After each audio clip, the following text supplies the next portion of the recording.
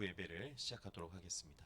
자리에 일어나셔서 우리 임례 찬양 하나님께 드리겠습니다.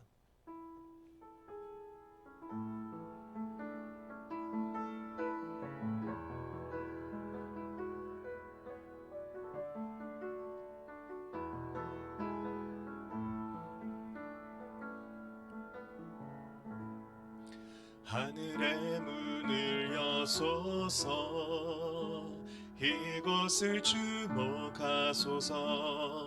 주를 향한 노래가 꺼지지 않으니 하늘을 열고 보소서. 이곳에 임재하소서. 주님을 기다립니다.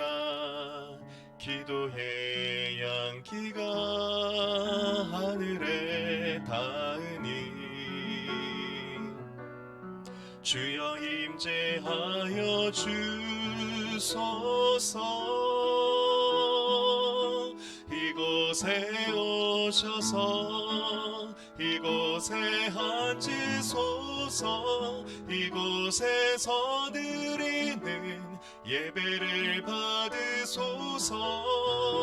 주님의 이름이 주님의 이름만이 오직 주의 이름만 이곳에 있습니다. 이곳에 오셔서 이곳에 앉으소서. 이곳에서 드리는 예배를 받으소서. 주님의 이름이 주님의 이름만이 오직 주의 이름만 이곳에 있습니다. 아멘. 자리에 앉으셔서 교회 공동의 기도 제목으로 함께 기도하겠습니다. 우리 1번부터 5번까지의 기도 제목이 있는데요, 함께 한 목소리로 크게 읽고 기도의 마음으로 읽은 후에 우리 함께 통성으로 기도하겠습니다. 지난날 교회가 바른 길로 가지 못한 오류를 용서하여 주시옵소서. 교회가 개혁법으로 돌아와 개혁 실천을 통해 하나님의 나라가 임하게 하여 주시옵소서. 세계 열강과 주변국들의 이해관계 속에서도 한반도 비핵화와 평화가 이루어지게 하시고 북한 땅에도 하나님의 나라가 확장되게 하소서. 코로나로 인해 선교 사역에 어려움을 겪는 선교사님들을 붙들어 주시고 멋진 교회와 후원 선교사님, 협력 교회들이 모두 어려운 시기를 잘 이겨내며 성숙과 성장의 시기가 되게 하소서. 오늘 예배를 통하여 하나님의 마음이 우리 마음에 임하며 교회와 가정, 모든 성도들의 사업장, 삶의 자리에 하나님의 나라가 임하게 하옵소서. 우리 함께 합심해서 기도하겠습니다. 살아계신 하나님 아버지,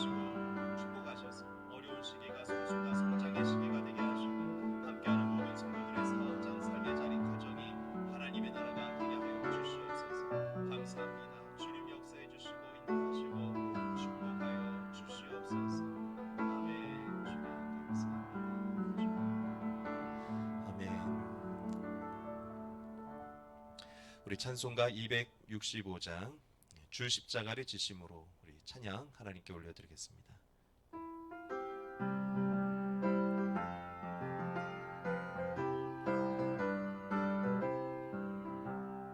주 십자가를 지심으로 죄인을 구속하셨으니 그 피를 보고 믿는 자는 주님의 진노 면하겠네. 내가 그 피를 유월절 그 양의 피를 볼 때에 내가 널 넘어서 가리라. 흉악한 죄인 괴수라도 예수는 능히 구원하네. 온몸을 피해 담글 때에 주님의 진노 면하겠네. 내가 그 피를 유월절 그 양의 피를 볼 때에 내가 널 넘어서 가리라. 심판할 때에 모든 백성 행한 일대로 보응받네. 주님의 피로 죄 씻으면 주님의 진노 면하겠네.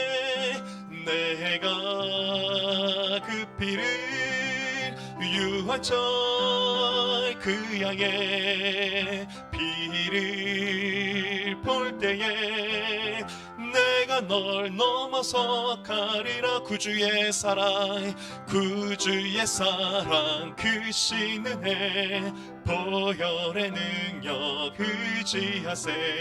심판의 불이 내릴 때에 주님의 진노 면하겠네. 내가 그 피를 유월절 그 양의 피를 볼 때에 내가 널 넘어서 가리라. 언제나 내 모습 너무나 부끄러워. 무릎으로 주님께 기도로 가오니 나 홀로 서 있는 죽은 내 영 깨우사 주님만 나를 세워 내 영 살게 하소서. 주님 내 안에 주님 내 안에 내 안에 계시고 주님 내 안에 주님 내 안에 나를 세워주소. 주님 내 안에 주님 내 안에 주님 내 안에 내 안에 계시고 주님 내 안에 주님 내 안에 나를 세워주소서. 아멘. 우리 함께 기도하겠습니다. 사랑과 은혜가 많으신 하나님 아버지, 오늘 우리에게 또 생명을 허락해 주셔서 7월의 새로운 한 달을 맞이하게 해주시고 또 한 주를 허락하시며 오늘 한 주의 첫날 예배 드림으로 힘차게 시작할 수 있게 해주심을 감사합니다. 주님이 구원하여 주시고 또 구원받은 것도 감사한데 이 땅에서 삶을 살아갈 수 있도록 시간과 기회를 허락해 주신 은혜를 감사드립니다. 주님이 주신 한 번뿐인 이 삶의 이 땅에서의 삶을 주님 잘 살아갈 수 있도록 도와주시옵소서. 무엇을 하여야 우리가 잘 살아갈 수 있겠습니까? 하나님, 잘 살 수 있는 방법을 말하는 책들도 많이 있고 많은 곳에서 강연도 하지만 오늘 주님의 말씀을 듣고 그 말씀 속에서 삶의 길을 찾기를 원합니다. 아버지, 그러한 소망을 품고서 나온 성도들을 기억하여 주시고 저들의 간절함과 사모함 하나님을 향한 중심을 보아주시고 은혜 내려주시고 축복하여 주시옵소서. 살아갈 수 있는 문이 열리게 하여 주시고 하나님 고민과 어려움과 환경의 코로나로 인하여서 많은 어려움이 있는 시기에 하나님의 말씀 속에서 길을 발견하게 하여 주시며 하나님의 뜻대로 살아갈 때에 하나님이 도우시고 인도하시고 축복하시는 은혜를 체험하고 경험하게 하여 주시옵소서. 그러한 중심으로 찬양을 드리고 예배를 드립니다. 또한 하나님께서 주신 물질의 일부를 예물로 올려드립니다. 드리는 손길 복되게 하여 주시옵소서. 주일 헌금 10의 1조 또 성교예물과 여러 목적 헌금으로 주님 앞에 헌신하며 나온 성도들 아버지 어려운 중에도 주님 앞에 말씀을 따라 나누며 섬기기를 실천하려고 하오니 아버지께서 축복하여 주시고 나누는 곳에 하나님 나라가 확장되게 하여 주시옵소서. 이 모든 말씀 예수님의 이름으로 기도했습니다. 아멘.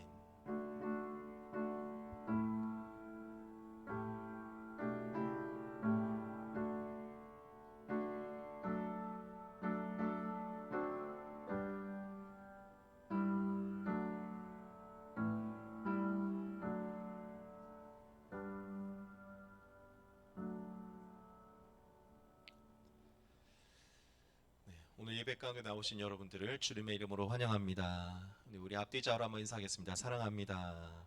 축복합니다. 건강하세요. 네, 네. 우리 예배 가운데 나오신 여러분들을 환영합니다. 우리 교회 비전은 복된 사람, 거룩한 문화입니다. 비전을 향해서 함께 신앙생활 하기를 바랍니다. 우리 참 반가운 분이 오셨는데요. 김정민 선교사님 또 김우유 우리 사모님 우리 함께 오셨는데요. 잠깐 일어나 주시면 우리 박수로 환영하도록 하겠습니다. 감사합니다. 네, 우리 파키스탄 선교사님이시고 우리 교회에서 2년 전에도 오셨었죠. 그래서 말씀도 나눠주시고 선교지의 상황도 보고해 주셨는데 오늘 2부 예배가 없기 때문에 제가 설교를 앞부분에 잠깐 하고 우리 이어서 선교사님께서 선교지 사역 나눔과 그를 기도의 시간을 함께 갖도록 하겠습니다. 우리 교회에서 나눠드린 계약 공동체 실천 사항을 함께 실천해 주시고 좀 자주 보아주시기 바랍니다. 그래서 어떻게 삶 속에 적용해야 될지 한번 계속 묵상해 주시고요. 7월 기관장 회의 원래는 오늘 첫 주에 하면 되는 날인데 오늘 선교사님 함께 초청해서 하기 때문에 다음 주에 하도록 하겠습니다. 그래서 다음 주에 우리 기관장들께서는 11시 예배가 마친 12시에 위에 카페에서 회의를 잠깐 하도록 하겠습니다. 맥주 감사절을 7월 26일 마지막 주에 지키도록 하겠습니다. 성경에서는 대대의 지키라고 한 절기가 세 가지입니다. 유월절과 맥주절과 수장절인데요. 신약시대는 이것을 유월절을 부활절로 또 수장절은 추수감사절로 지키고요. 지금이 이제 맥주절기를 지켜야 될 때인데요. 맥주절은 우리 이제 보리 추수 시기에 맞춰서 개신교에서는 지키고 있습니다. 혹시 이 중에 보리를 추수하시는 분 계신가요? 계시진 않죠. 그러나 우리가 왜 맥주절을 지키냐? 맥주절의 본질은 뭐냐? 감사라는 겁니다. 그러니까 지금 이제 딱 상반기가 지나가게 되는데 지난 상반기의 삶을 돌아보고 감사로 하나님께 지금까지 살아온 것 주님의 은혜입니다. 그것을 고백하는 날로 우리가 7월의 맥주절을 지키기를 원합니다. 기억하여 주시고 함께 감사의 삶을 살 수 있기를 부탁드립니다. 지금 뭐 코로나가 제가 이 광고를 한 이후로 생각해 보니까 매주 2주가 가장 중요한 시기라고 광고했던 것 같아요. 어제도 우리 교사 선생님, 우리 전사님 학교 선생님이신데 특별히 부탁을 했다고 하더라고요. 학교에서 지금 이제 학교 선생님들이나 또 공무원 하시는 분들은 이제 좀 종교 생활에 참석하는 것에 대한 어려움이 있으신 것 같아요. 이 영상으로도 지금 우리가 함께 예배가 나가고 있고 또 현장에서도 예배가 두 가지로 다 진행되는데 여러분 본질은 뭡니까? 예배를 통해서 하나님과 관계를 더 가까이 맺으시길 축복합니다.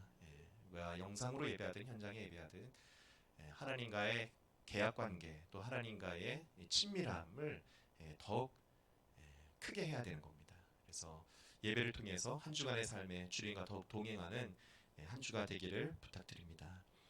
오늘 우리에게 주시는 하나님의 말씀은 출애굽기 21장 22절부터 25절의 말씀입니다. 출애굽기 21장 22절부터 25절의 말씀입니다.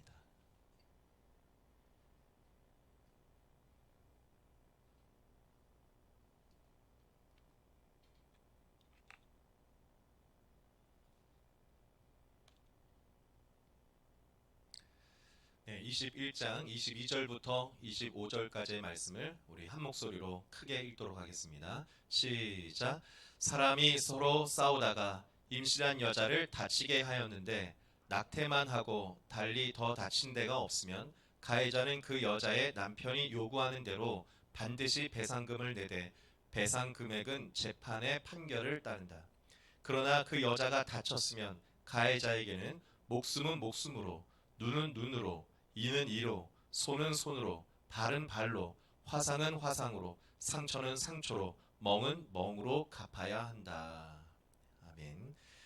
오늘은 출애굽기 21장의 말씀을 중심으로 거룩한 문화라는 제목으로 함께 은혜를 나누고자 합니다.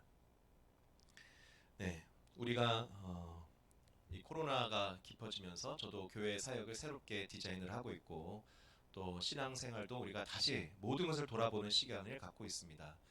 예전에는 당연하게 생각하던 것들을 지금은 하기가 어려운 시기가 되었고 그러면 이제 모습이 자꾸 달라지지 않습니까? 형태, 형식은 지금 바뀌라는 것입니다. 그런데 무엇을 붙잡아야 된다고 했습니까? 본질은 붙잡아야 되는 거죠. 성경에서 아까 절기 같은 대대히 지키라고 했다면은 대대 즐기라고 하신 하나님 말씀한 이유가 있을 거라는 겁니다. 그러니까 그 하나님의 뜻과 이유는 알고 그 지키는 모습과 형식은 바뀌어질 수 있지만 우리가 신앙생활에서 반드시 해야 될 것은 해야 한다. 지금 코로나 시기에는 그게 뭔지를 우리가 찾아야 한다고 했습니다. 그래서 저는 첫 번째 성경의 핵심은 뭐라고 했습니까? 하나님과의 우리의 계약법이다라고 했습니다. 하나님과 우리가 물론 사랑의 관계고 하나님의 한량없는 은총 가운데 살지만 성경 전체를 통해서 보면은 하나님과 우리는 그런 은총이 있기 전에 계약의 관계라는 거예요. 계약을 우리가 지킬 수 없는 상태라는 것을 깨달았을 때에 하나님의 은총과 자비가 부어지는 것이기 때문에 기본적으로는 하나님과 우리의 관계가 계약의 관계다라는 것을 알 필요가 있습니다. 그래서 그 계약의 법이 그 계약 내용이 계약서가 어디에 기록되어 있다고 했습니까? 출애굽기 20장부터 23장까지가 계약의 내용이에요. 물론 하나님과 사람이 맺은 계약들은 여러 가지가 있습니다. 그 이전에도 아브라함, 또 아브라함의 후손인 이삭, 야곱, 요셉 다 하나님과 계약의 관계를 맺었어요. 하나님 창세기 12장에 하나님이 아브라함과 맺은 계약의 관계는 네가 나를 하나님으로 믿고 순종하면 내가 너에게 큰 민족을 이루게 하고 그리고 네가 지금 바라보는 이 땅을 너에게 주겠다라는 약속입니다. 그러니까 조건절이 들어가 있다는 거죠. 하나님과 관계를 맺고 있으면 네가 나를 하나님으로 순종하면 이라는 것이 있습니다. 구약 성경은 계속 이러한 관계입니다. 이스라엘 백성들이 세워질 때마다 하나님은 모든 왕들과 다 이러한 약속을 하셨어요. 네가 나의 말을 청종하여 듣고 순종하면 내가 너의 왕위가 계속되게 하고 이 나라가 강한 나라, 하나님의 축복받는 나라가 되게 해주겠다라는 것이 구약의 열왕기서의 역대기서의 왕들의 역사입니다. 근데 안타깝게도 그런 관계를 왕들이 지키지 못했고 결국은 그런 계약이 파괴되는 것이 구약의 역사라는 것이죠. 자, 그래서 우리가 이제 계약법의 내용을 그래서 우리는 잘 지켜야 됩니다. 그래서 한번 출애굽기 20장부터 좀 읽어보시면 너무 좋을 것 같은데요. 20장은 우리가 잘 아듯이 이제 십계명이 등장하는 거고요. 이제 21장부터 23장까지를 특별히 그 율법 십계명 이후에 계약 법전이라고 합니다. 계약 법전. 그래서 그 법의 내용을 알아야 돼요. 자, 그런데 이 구약의 법전은 몇 년 전의 법입니까? 3,500년 전의 법이에요. 3,500년 전의 법이다. 그래서 조금 우리가 지금 문화와 우리의 기준으로 보면은 문자 그대로 지켰다가는 어려운 내용들이 있어요. 자, 대표적인 내용이 뭐냐? 우리가 방금 읽었던 출애굽기 21장 22절로 25절의 내용입니다. 쉽게 말하면은 눈에는 뭘로 갚아주라는 겁니까? 눈으로. 이에는 이로. 손을 다치게 했으면 다치게 한 그 사람도 손도 다치게 하고, 화상은 화상으로, 상처는 상처로, 멍은 멍으로 갚아라. 참, 굉장히 어려운 말씀이죠. 자, 과연 그러면 이 말씀은 무슨 의미일까? 오늘 말씀 속에서 좀 배우고 나누는 시간이 될 수 있으면 좋겠습니다. 자, 이 말씀을 이해하려면은 전체적인 틀에서 우리가 좀 볼 필요가 있습니다. 다시 복습을 좀 하기 원하는데요. 우리가 지난주에 나눴던 내용이죠. 신해산 계약법의 특징은 뭐라고 했습니까? 첫 번째는 사람을 위한 법이다라고 했습니다. 여러분, 하나님을 잘 믿으시기 바랍니다. 하나님을 사랑하길 바랍니다. 여러분, 하나님 사랑해서요 하면은 아멘 나오지만 그럼 뭐 해야 되지? 이런 생각이 들 수 있어요. 하나님 사랑은 뭐 해야 됩니까? 주님 사랑해요 하면서 찬양만 하고 있으면 됩니까? 성경은 아주 구체적으로 말하고 있어요. 하나님을 사랑하는 자는 뭐 하는 사람이다? 사람을 사랑하는 사람이다. 자, 그 모습이 어디 나타났다고 했습니까? 신전의 차이라고 했어요. 다른 우상의 신전들은 이렇게 어마어마합니다. 이 우상들 믿었다가 이 신전 만들다가 평생 인생이 끝나는 거예요. 이게 모든 문명의 신전들 다 이렇습니다. 고대 문명에. 그러나 우리가 믿는 하나님은 어디 계시다는 겁니까? 성막에 계시다. 성막은 말하면 텐트거든요. 텐트. 신전 성경에 정확하게 얘기했습니다. 너희는 신전을 제단을 만들 때에 돌을 쪼개서 정으로 두드려서 만들지 말라고 했어요. 왜 그럴까요? 여러분 정 이렇게 돌 까 보셨습니까? 저는 요즘에 기계로 해도 힘들더라고요. 우리 부엌에 공사하는데 이게 망치로 한 것도 아니고 정말로 고급 기계로 이렇게 쫙 했는데도 온몸이 힘들었습니다. 하나님의 전을 만들 때에 하나님은 이렇게 말씀하신 거예요. 성전 짓는다고 너희가 그런 고통을 받길 원치 않는다. 이 말은 무슨 말입니까? 고대 시대에 아까 같은 그런 큰 계단들을 돌로 쪼아서 만드는데 사람들이 얼마나 힘들었겠어요. 이것은 노예 같은 삶을 살지 말라는 말이고 거룩한 삶을 살아라. 자유하고 행복한 삶을 살라라는 얘기입니다. 자, 두 번째, 교육 중심의 법이라는 거예요. 교육 중심의 법. 가나안의 이스라엘 백성들이 입주할 때에 여러분 아브라함의 가족들이 아주 적은 인원이었거든요. 그런데 결국에는 이제 야곱 시대에 12지파가 되고 그리고 요셉 시대에 이제 인원들이 점점 불어나긴 하였지만 전 세계적으로 보면은 여러분 그 아브라함의 후손이 굉장히 적은 숫자입니다. 여러분 근데 놀랍게도 그 이스라엘 아브라함의 후손들을 통해서 지금 저와 여러분도 뭘 배우고 있습니까? 성경을 배우고 있고 그들이 만났던 하나님을 통해서 지금 온 세상이 축복을 받고 있어요. 여러분 그런데 이런 것이 어떻게 가능할 수 있었겠습니까? 그것은 교육 때문입니다. 교육. 신명기 6장 6절에 보면 내가 오늘 당신들에게 명하는 이 말씀을 마음에 새기고 자녀에게 부지런히 가르치며 집에 앉아 있을 때나 길을 갈 때나 누워 있을 때나 일어나 있을 때나 언제든지 가르치십시오라고 나와요. 이 신명기 6장 6절입니다. 자, 첫 번째 어떻게 하라고 했습니까? 여러분 오늘 예배를 통해서 말씀을 마음에 새기시길 축복합니다. 말씀을 마음에 먼저 내가 새기고 그리고 그걸 어떻게 되냐? 자녀들에게 가르치라는 얘기예요. 여러분 수요일 날 제가 이제 가정 예배 안내지를 올려드리는데 이런 코로나 시기에 제가 사실은 정말 이제 때를 기다렸는데 하나님께서 코로나를 통해서 가정 예배를 반강제로 시작하게 하신 거예요. 왜냐 하나님의 이게 뜻인 것 같습니다. 여러분 가정에서 가족들과 특별히 자녀들에게 가르치시길 바랍니다. 너무 중요합니다. 어떻게 가르치냐? 집에 앉아 있을 때나 길을 갈 때나 누워 있을 때나 일어나 있을 때나 언제든지 가르치라는 거예요. 여러분 이 신명기는 포로기에 기록된 성경입니다. 편집이 됐어요. 왜 포로기에 이런 표현이 있냐면은 여러분 포로 이 종살이를 해야 되기 때문에 낮에는 어디 학교 가서 배울 수가 없는 겁니다. 그러니까 낮에는 일을 하고 부모가 지친 몸으로 들어오면은 그냥 밥 먹을 때나 성경 얘기했다는 얘기예요. 밥 먹을 때, 또 같이 잠을 자려고 누울 때, 또 아침에 일어날 때. 참 이것은 굉장히 사실은 이 이스라엘의 역사의 현장에서 바라본다면 가슴 아픈 얘기입니다. 어디 학교에서 배워라 이런 게 아니었어요. 회당에서 배워라가 아니라. 자, 이것은 무엇을 얘기합니까? 여러분, 아무리 삶이 바쁘고 힘들고 어려워도 하나님의 말씀은 결국은 부모가 가르쳐 줘야 되고, 여러분 가정 안에서의 성경 교육과 예배가 중요함을 꼭 기억하시길 축복합니다. 그래서 가정의 예배, 가정에서의 밥상에서의 교육이 너무 중요하다고 성경은 얘기하는 거예요. 얼마나 중요하냐? 8절에 보니까 손에 메어 표로 삼으라는 거예요.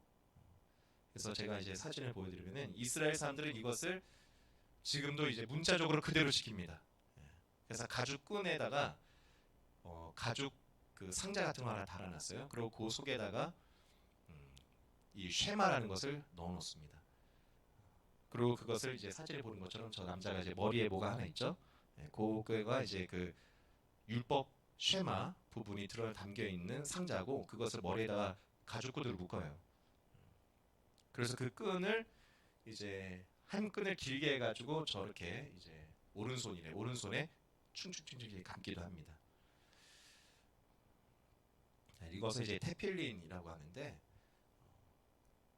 어떻게 우리 교회도 말씀을 지켜야 되니까 이렇게 머리에다가 가죽 끈 묶고서 한번 신앙생활 해보실까요? 제가 이걸 보는 순간 유튜브 조회수 높이는 데는 도움이 되겠다 이런 생각이 들었어요. 이슈가 될 수 있어요, 막 교회. 그렇게는 하지 않겠습니다.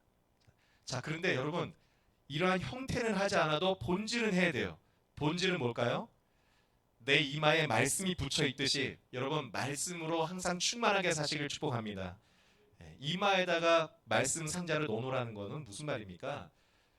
내가 오늘 아침에 말씀을 묵상해서 성령 충만한 얼굴을 다니라는 얘기예요. 하나님의 말씀을 내 이마에 지금 붙이고 다닌다 생각하시고, 여러분 소망을 품고 사시고 말씀의 희망을 갖고 사시길 축복합니다. 여러분 손으로 일을 하잖아요. 손에 대해 항상 말씀이 붙여 있다는 생각으로 내가 하는 일은 말씀에 순종하는 일, 하나님의 일을 감당해야지. 여러분 이런 마음으로 사시란 얘기입니다. 그러한 부모의 뒷모습을 보고 누가 배울까요? 자녀가 사는 겁니다. 자, 이 이마와 손의 상자에 담겨 있는 글귀가 뭐냐? 신명기 6장 4절인데요.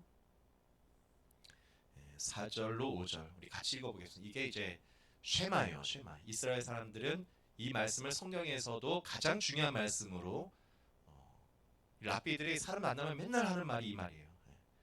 그리고 이것을 문설주에 붙여놓고 하여튼 늘 갖고 다닙니다. 신명기 6장 4절로 5절입니다. 우리 한번 크게 읽습니다. 시작. 이스라엘은 들으십시오. 주님은 우리의 하나님이시오. 주님은 오직 한 분뿐이십니다. 당신들은 마음을 다하고 뜻을 다하고 힘을 다하여 주 당신들의 하나님을 사랑하십시오. 우리 개역 개정 성경에는 이렇게 시작합니다. 들으라 이스라엘아. 들으라는 거예요. 뭘 들으라는 겁니까? 하나님의 말씀을 들으라는 겁니다. 그래서 하나님은 오직 한 분뿐인 유일하신 하나님이다. 여러분 이 유일신 신앙이 정말 복되는 신앙이고 세상에서 가장 중요한 신앙이거든요. 그래서 그 하나님을 마음을 다하고 힘을 다하고 뜻을 다해서 사랑하는 것. 자, 이 말씀 속에 사람을 사랑하고 이 세상을 정의롭게 하나님의 뜻대로 살아가는 모든 것이 다 담겨 있습니다. 그래서 이스라엘 사람들은 이 말씀을 성경의 압축이라고 보아서, 아까 저 상자뿐만 아니라 이것은 이제 그 방마다 이게 붙어 있어요. 왜냐면은 아까 우리 말씀에 보면은 표를 이마와 손에만 달 뿐만 아니라 너희 집 문설주에 입구에 다 달라고 했거든요. 그래서 이스라엘에 가면은 실제 집의 대문에, 이게 대문입니다. 이제 대문에 여기 이런 게 붙어 있어요. 그리고 호텔 같은 데 가면은 이런 거를 다 붙여놨어요. 여기는 이제 이스라엘의 국제 공항이에요. 공항에도 입구에 가면 이게 이렇게 크다랗게 붙어 있습니다. 자, 여기에도 뭐가 들어 있을까요? 이 속에 아까 우리가 읽은 신명기 6장 4절의 말씀이 들어가 있어요. 들으라 이스라엘아. 유일하신 한 분 하나님, 그 하나님을 너는 마음을 다하고 힘을 다하고 뜻을 다해서 사랑해라. 자, 이스라엘 사람들은 본질은 잃어버리고 형식은 지금도 아주 애지중지 지키는 거예요. 자, 기독교인은 저는 생각할 때 안타깝게도 둘 다 놓치고 있는 경우가 많은 것 같아요. 우리가 우리가 유대인들처럼 형식을 할 필요는 없습니다. 그러나 본질도 잃어버리면 안 돼요. 본질은 뭘까요? 여러분, 내 마음에, 내 생각에, 정말 내 손에 하나님의 말씀을 항상 붙들고 산다. 꼭 기억하시길 축복합니다. 그래서 자녀에게 가르치고 그 말씀을 통해서 살겠다. 그래서 신명기 법은 교육을 강조하는 법이에요. 자, 세 번째, 또 하나님의 신해산 개혁법의 특징 뭐라고 했습니까? 가난을 청산하는 법입니다. 신명기 10계명에도 나타나 있지만 10계명은 5계명, 4계명이죠. 안식일을 개혁하여 거룩하게 지키라. 안식일이 있으니까 우리가 뭐 할 수 있습니까? 진짜로 한 번 쉬는 거예요.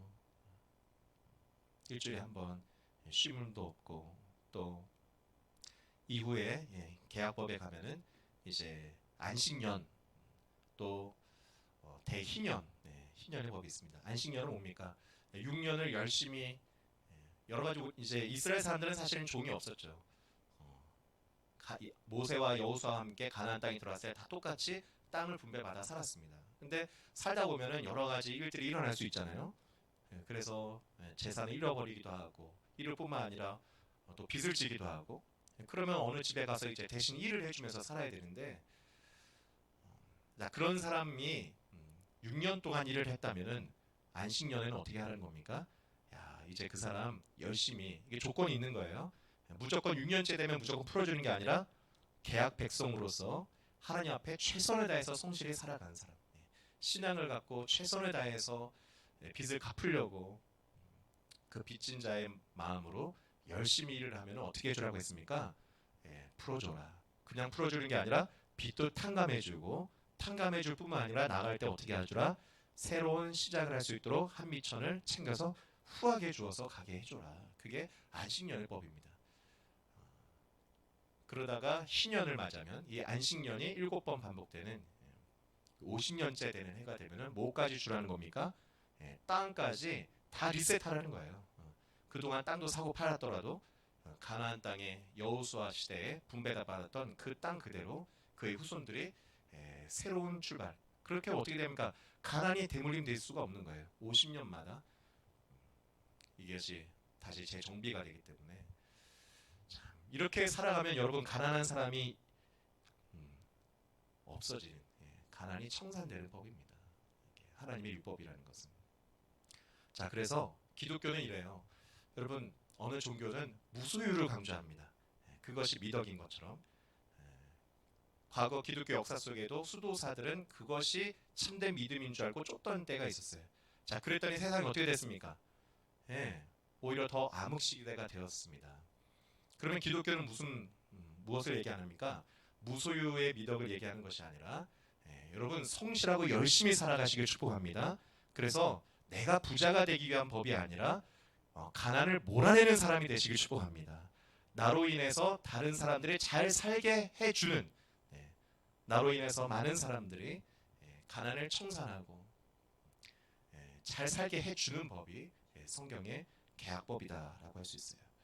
자, 그리고 네 번째, 율법은 거룩한 법이라는 겁니다. 거룩한 법이다. 최근 우리는 이 뉴스 속에서 참 새로운 저도 지식을 많이 얻게 됩니다. 우리나라에서 돈이 제일 많은 분이 어떤 법적인 지금 조치를 받아야 되는 상황이 되는데, 참 저도 전에 없던 이 기소심의위원회라는 것이 만들어져 가지고요, 이 사람을 기소해도 되냐 마냐를 여러 사람들이 심의하는 모습을 제가 보게 되면서 제가 이런 생각이 자꾸 드는 거예요. 야, 돈이 정말 많으면은 재판 자체도 안 받을 수도 있는 나라구나라는 생각을 하게 됩니다. 그뿐만이 아니에요. 지금 뭐 이제 검찰 관련해서도 뭐 검안 육착도, 이것도 이제 재판에 안 가고 무슨 위원회를 통해서 해결하려고 하다가 지금 뉴스에 여러 사람들이 나타나고 있습니다. 참 어떠면은 돈이 없거나 힘이 없는 사람은 당연히 바로바로 막 그냥 재판에 가서 바로 형벌을 받기도 하는데, 그렇지 않은 사람들은 사실 피해갈 수 있는 방법이 많은 것이 오늘날 현대도 그렇다는 얘기예요. 여러분, 그럼 생각을 해보십시오. 모세 시대에 3,500년 전에는 어떠했을까? 여러분, 힘 있고 돈이 많은 사람이 없는 사람들과 똑같이 어떤 법에 평등하게 살았을까요? 고대 시대는 절대 그렇지 않았습니다. 지금도 그런데요. 자, 그러면은 오늘 우리가 읽은 본문의 말씀이 이제 이해가 되는 겁니다. 출애굽기 21장 12절로 14절 보십시오. 사람을 떼겨서 죽인 자는 반드시 사형에 처해야 한다라고 되어 있어요. 그가 일부러 죽인 것이 아니라 실수로 죽였으면 내가 너에게 정하여 주는 곳으로 피신할 수 있다. 그러나 홧김에 일부러 이웃을 죽인 자는 나의 제단으로 피하여 오더라도 끌어내서 죽여야 한다. 그러니까 율법을 잘 보면요, 굉장히 고대 시대의 그때 당시로서는 너무 공평한 법이에요. 자, 지금 실수로 사람을 죽이면은 무엇도 만들어놨다는 겁니까? 도피할 수 있는 곳까지 만들어놨어요. 이게 도피성 제도입니다. 나중에 이스라엘이 가나안 땅에 들어갔을 때는 각 지역의 땅들을 도피성을 둘 수 있는 곳을 지정을 해놓고 억울하게 사람을 죽이게 되면 율법에 근거하면 바로 죽게 되거든요. 그럼 달려가는 겁니다. 어디로요? 이 성막이 있는 곳으로 달려가. 도피성이 있는 곳으로. 그 성막에 가면은 제단에 뿔이 있어요. 그거를 잡고 있으면은 일단은 그 사람을 죽일 수가 없는 거예요. 그러면은 이 사람이 고의로 죽인 건지 실수로 모르고 죽인 건지를 확인한 후에 심판을 하게 되어 있습니다. 여러분, 이것이 고대 시대는요 너무 공평한 법인 거예요. 출애굽기 아까 우리가 읽은 21장 24, 25절. 눈에는 눈으로, 이는 이로, 손은 손으로, 발은 발로, 화상은 화상으로, 상처는 상처로, 멍은 멍으로 갚아야 된다. 이러한 법이 딱 있으면 아무리 돈이 있어도 이거 돈을 해결할 수 있을까 없을까요? 이거는 못하는 거예요. 아무리 권세자가여도 지위가 높은 사람이어도 이거는 다 이 법 앞에 눈에는 눈, 이에는 이, 너무 명확한 기준이거든요. 그래서 비리와 부정이 틈타지 못하게 해놓은 법이 고대 시대의 법이라고 할 수 있는 겁니다. 자, 이거 좋으니까 우리도 지금 이렇게 지키면 됩니까? 안 됩니까? 그러면 안 되죠. 우리 아들 여기 왜 손 다치게 해서 네 아들 데려와라. 그래가지고 교회가 그럼 살았나? 실제로 예수님 시대에는 그래서 이 신명기 출애굽기죠. 출애굽기 계약법전의 근거로 여러분 계약법전 출애굽기 21장부터 23장 꼭 읽어보십시오. 이걸 알아야 사실은 신약의 예수님의 가장 중요한 설교라고 할 수 있는 산상수훈을 이해할 수 있어요. 산상수훈을 예수님은 이 출애굽기 법전을 다시 해석한 게 예수님의 산상수훈입니다. 예수님은 이 말씀을 이렇게 해석하셨어요. 마태복음 5장 38절 39절 우리 같이 한번 읽어보겠습니다. 시작. 눈은 눈으로 이는 이로 갚아라 하고 말한 것을 너희는 들었다. 그러나 나는 너에게 말한다. 악한 사람에게 맞서지 말아라. 누가 내 오른쪽 뺨을 치거든 왼쪽 뺨마저 돌려대어라. 그러니까 예수님의 산상수훈, 이건 예수님의 가장 위대한 설교라고, 이거는 기독교만 아니라 비교 신학자들도 다 얘기하는 겁니다. 종교학자들이. 근데 예수님은 이걸 재해석하신 거예요. 왜냐? 이미 예수님 시대에도 출애굽기 시대부터는 몇 년 후입니까? 1500년 지난 후예요. 그러니까 예수님을 그때 시대에 맞게 해석을 해준 건데 무슨 말입니까? 눈에는 눈, 이는 이로 너희가 들었지만 나는 너에게 말한다. 악한 사람에게 맞서지 말고 오른뺨을 치고도 왼뺨을 돌려라. 이거는 로마 군인들이 실제로 이스라엘 사람들을 막 뺨을 때리고 다녔거든요. 근데 로마 제국 시하에서 율법의 법에 근거해서 뺨을 맞았어요. 그럼 나도 어떻게 돼요? 그 로마 병사 나도 때려야 돼요. 그럼 어떻게 됩니까? 죽습니다. 죽어요. 반란과 밀란이 끊이지 않게 되는 거예요. 예수님은 그것을 율법의 정신에 근거해서 새롭게 해석해 준 게 산상수훈이에요. 어떻게 하라고했습니까? 네, 그러면 왼뺨까지 대줘라. 자, 초대교회는 이것을 실천했어요. 여러분, 당시의 초대교회 성도들은 대부분이 어떤 사람이었다고 했습니까? 노예들이었어요. 로마 제국 시하에서. 그런데 이 정신으로 어떻게 했을까요? 노예들이 예수님을 믿고 교회를 갔다 오더니 바뀐 거예요. 그래서 주인을 어떻게 섬겼습니까? 야, 예전에 다른 노예들은요, 그냥 마지못해 시키면은 채찍이 들어와서 했는데 예수를 믿는 노예들은 진짜 주인을 사랑함으로 섬기기 시작했습니다. 놀랍게도 그러다가 그 노예 중에 그 주인의 며느리가 되기도 하고, 우리가 보는 배너 있지 않습니까? 대표적인 영화예요. 노예인데 아들이 됩니다. 왜냐? 감동을 주는 거예요.